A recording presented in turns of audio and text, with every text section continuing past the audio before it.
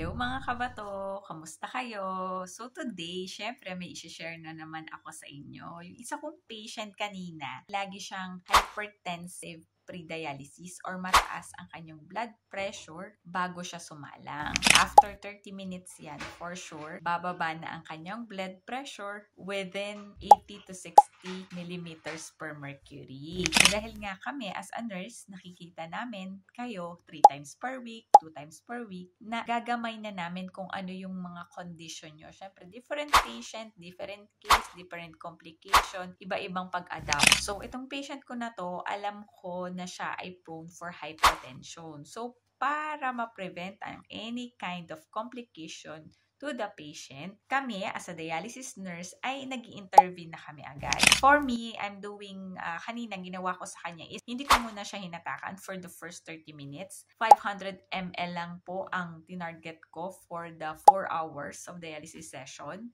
para yung fluids na tatanggalin ay konti lamang. And then, meron pong setting sa machine na sinaset po namin na sustained low efficiency dialysis o SLED o mas mabagal na pag-remove ng fluid sa kanya. So, it is 300 ml per minute dialysate flow rate lang instead of 500. And then po, minomonitor talaga namin closely on the first crucial hours na. Yung iba po kasi, nag-hypo siya sa umpisa ng dialysis. Meron naman po on the middle of dialysis. Meron naman po sa dulong part na siya nag-hypotension. So, it really depends on the patient and you cannot predict when kayo mag-hypotension. Dahil nga po, lagi po namin kayong nakikita, meron na po kaming pattern at gabay para po sa inyong mga next dialysis session. So, sino din po ba dito ang ganyan na nag-hypotension ng pre-dialysis, during dialysis, o post-dialysis session?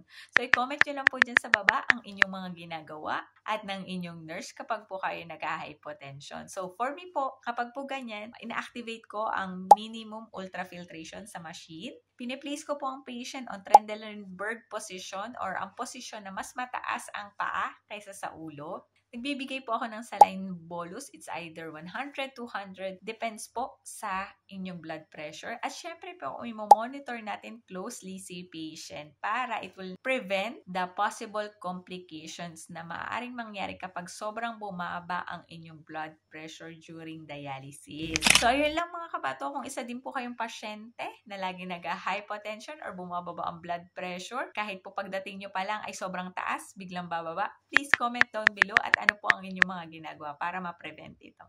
See you around mga kabato! Bye!